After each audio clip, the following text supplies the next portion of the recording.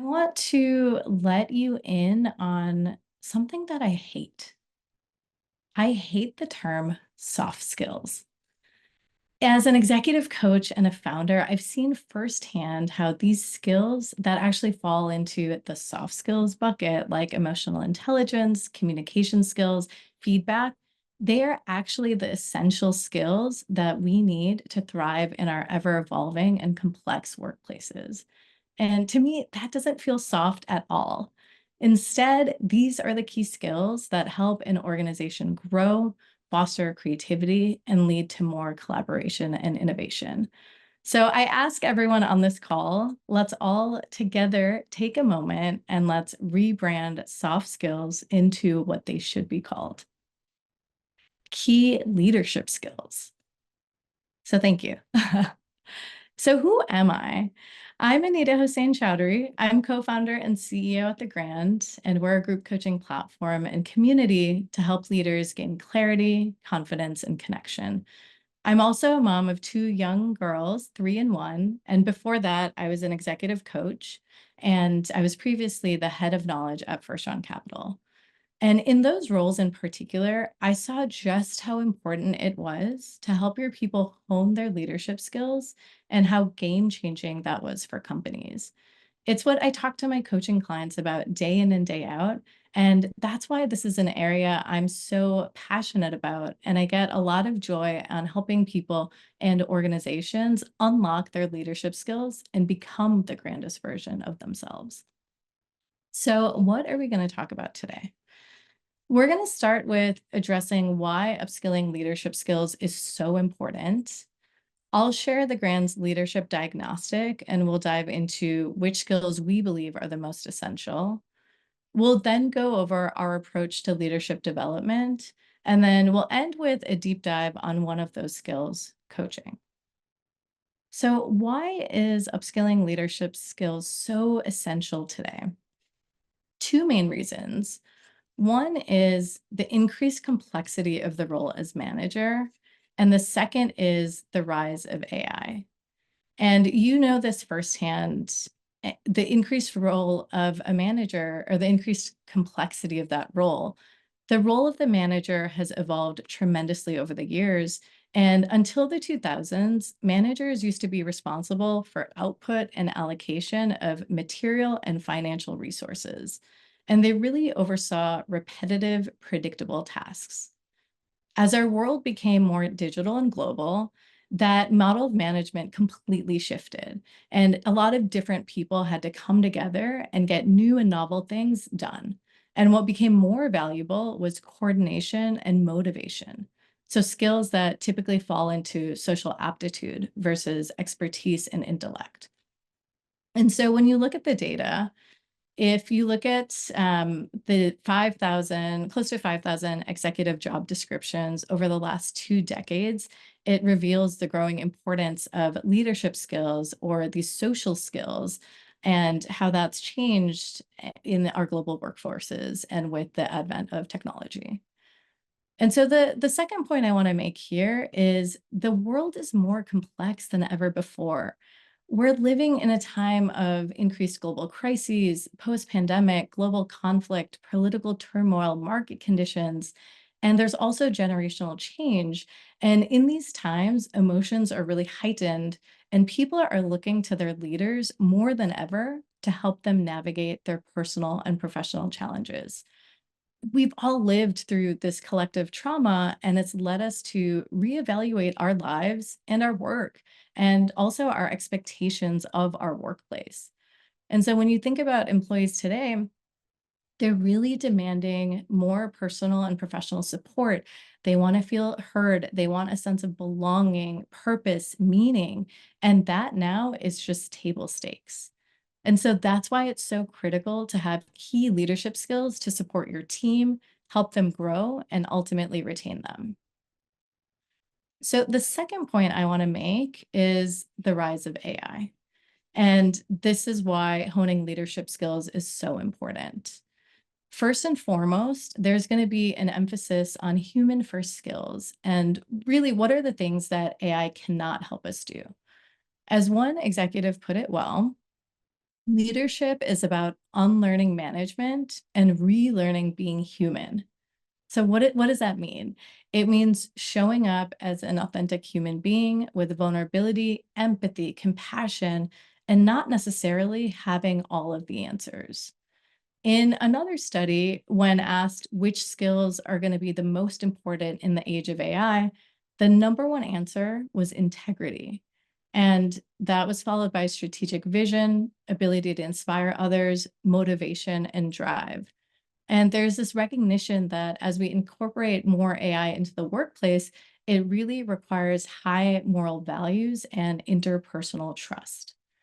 And so when you're thinking about your work as a leader, AI can be a huge support, but it has its limitations.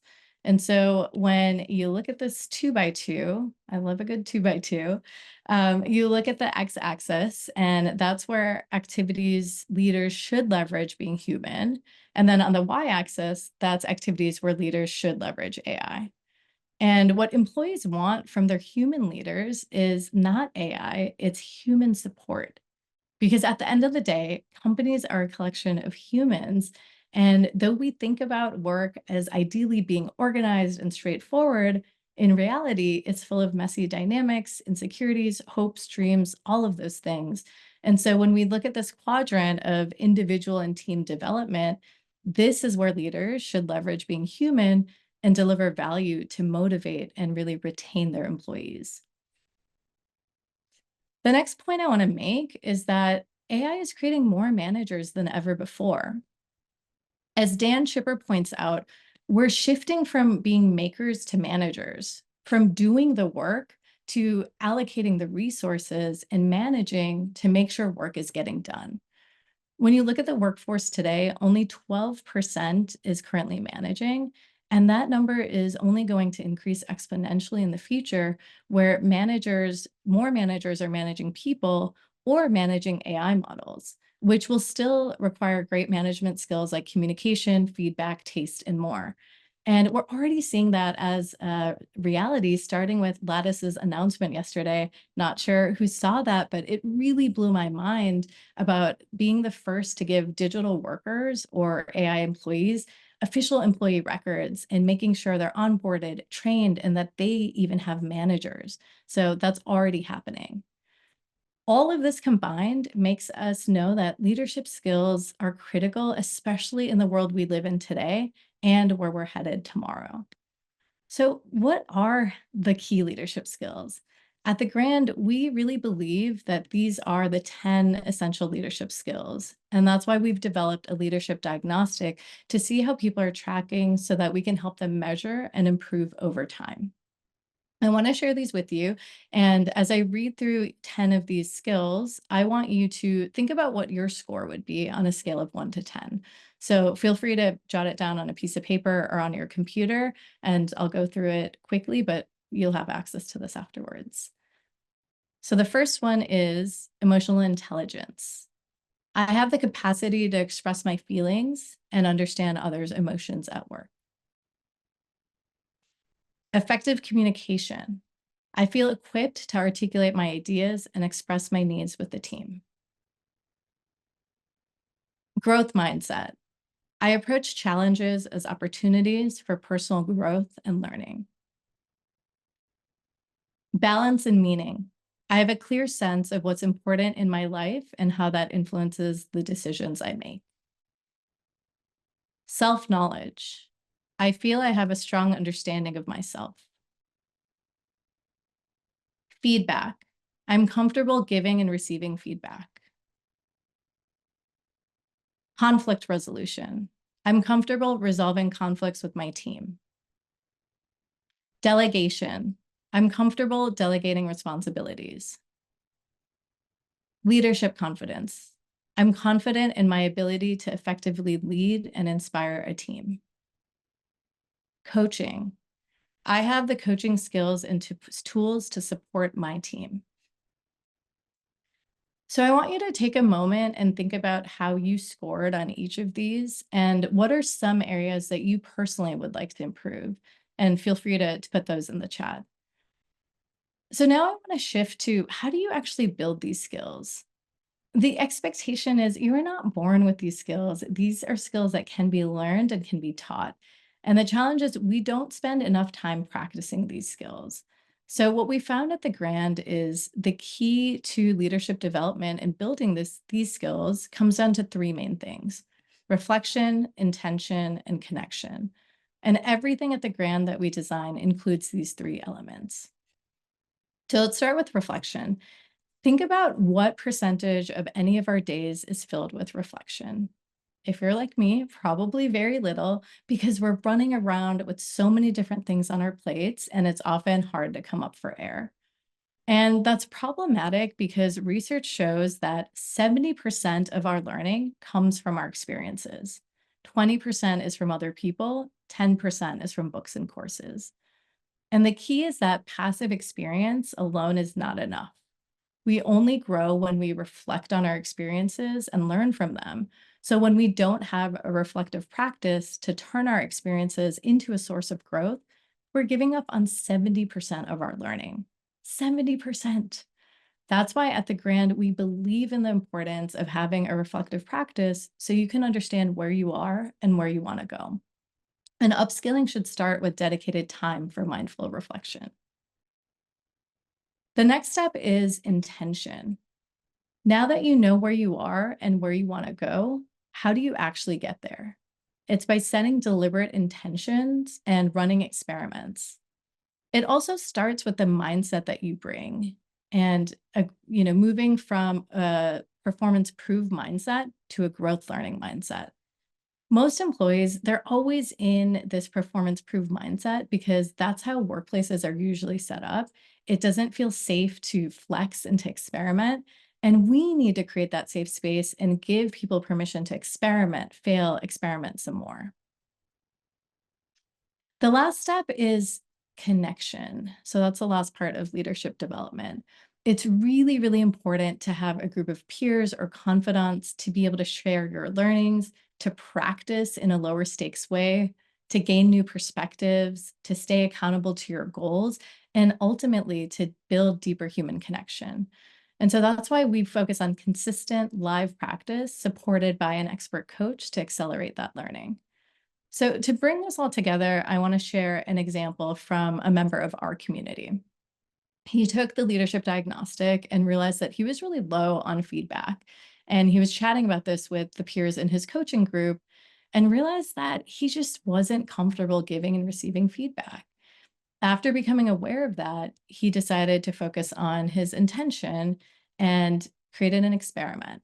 At the end of each of his one-on-ones, he added 5 minutes to both give and receive feedback with his direct reports. And he used the Grand's feedback method to practice.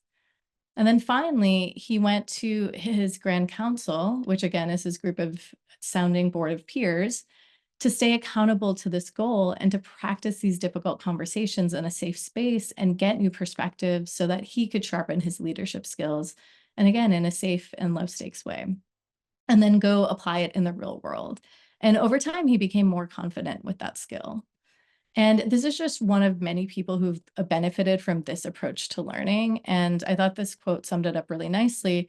Let's be honest, managing and leading teams can feel really daunting and really difficult. And so it's critical to have a support system and that safe space and tools so that you can practice and sharpen those skills.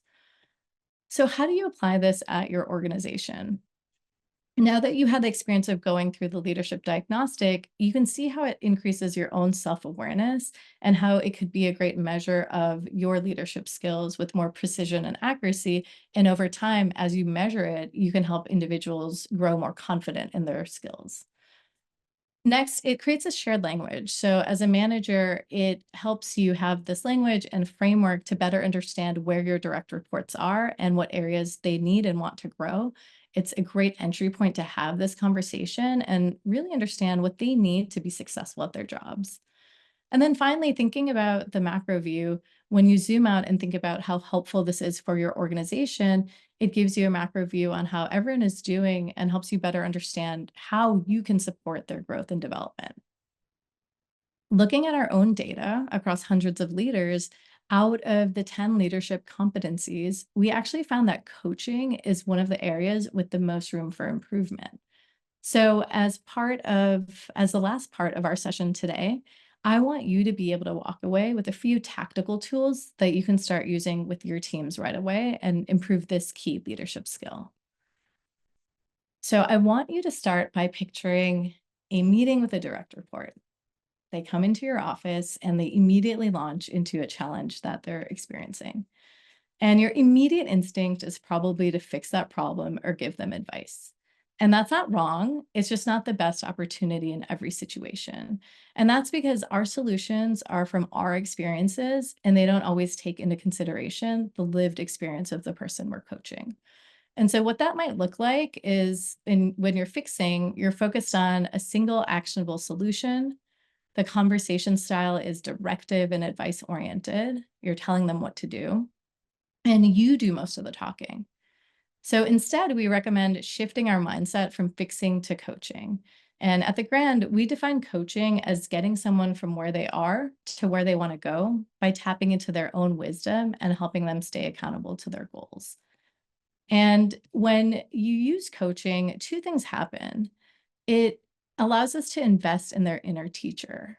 And this means that you're not just solving a one-time problem, you're helping them see patterns and behaviors so that going forward, they can develop their own resources and best practices to navigate their challenges. And then second, you really empower them to trust themselves. You'll see a shift in your team members' ability to more clearly and confidently articulate next steps that they can take to solve a problem or achieve a goal. So how do you do it? We're going to share two foundational skills with you. And the first one is empathetic listening. So typically, when we're in conversation with someone, we tend to be in what I like to call self-focused listening mode. When someone's speaking, we think about our response. What should I say? How do I help them? And we're focused on pattern matching and problem solving. Who's been there before? I certainly have. Feel free to put in the chat. And it's not wrong, but it's what we've been socialized to do. Instead, I recommend empathetic listening. And so this allows us to shift from what should I say to what's going on for that person. And we listen to understand the person's experience. What are they thinking, feeling, experiencing? And we stay curious and open to possibilities, including things that might surprise us or change our minds. The second skill I want to teach you is developing open and honest questions. So again, an open and honest question is defined as one where you don't know the answer to the question, you don't have a preferred answer, and you're not trying to steer the focused person in a particular direction. And now, when you look at the difference between closed and open questions, you'll see a stark difference. Closed questions really limit how the person can respond. So they tend to be yes or no questions. Do you want Japanese or Thai food for dinner? Are you okay with this new process we're putting in place? Or oftentimes they are actually opinions masked as questions. Have you thought about doing it this way? That, my friends, is not a question. That's an opinion with a question mark at the end of it. So really be conscious of when you're asking closed questions. On the flip side, open and honest questions really expand the set of possible responses. What would you like for dinner? What would your ideal process look like? What are some ways you could approach this problem? So I want you to keep that in mind. So just to sum up, when you're practicing empathetic listening, you're listening for what's going on for that person, and you avoid listening to respond and react. Asking open and honest questions, you're really trying to expand the possible responses. You're avoiding yes or no questions or why questions, and really thinking about how expansive you can be. So again, this is just a quick deep dive on coaching, but I want to remind you that all of these skills are learnable and teachable, and it's really just about creating that space for practice. And when you think about the shift that you'll see when you go from fixing to coaching, this is what it might look like. So you move from being the expert that needs to solve the problem, focused on a single actionable solution and doing most of the talking, to really thinking the person has some insight and wisdom to give and drawing that out and helping them and empowering them to find their own solutions. And so, again, these skills are learnable and teachable, and it really comes down to mindful reflection and consistent practice that ultimately leads to greater self-awareness, higher emotional intelligence, and increases overall leadership capacity. So, if you remember nothing else from this talk, I want you to join me in elevating the importance of leadership skills within your organizations. Let's continue to rebrand soft skills into key leadership skills and show how they can create outsized business impacts for our organizations. And let's create more room for practicing these skills and make it fun and engaging. When you think about athletes, they spend most of their time practicing, very little time performing, but we spend most of our time performing and very little time practicing, and we need to flip that on its head. So I also hope you learned more about how you can support your organizations with leadership and development and career growth. We're happy to support you as well. Our future vision is to make sure that no one has to walk alone and can understand their strengths and become the grandest version of themselves. I really, really appreciate your time today. We'd love to chat with you more and talk about how you can upskill leadership skills within your organization and give your people more clarity, confidence, and connection.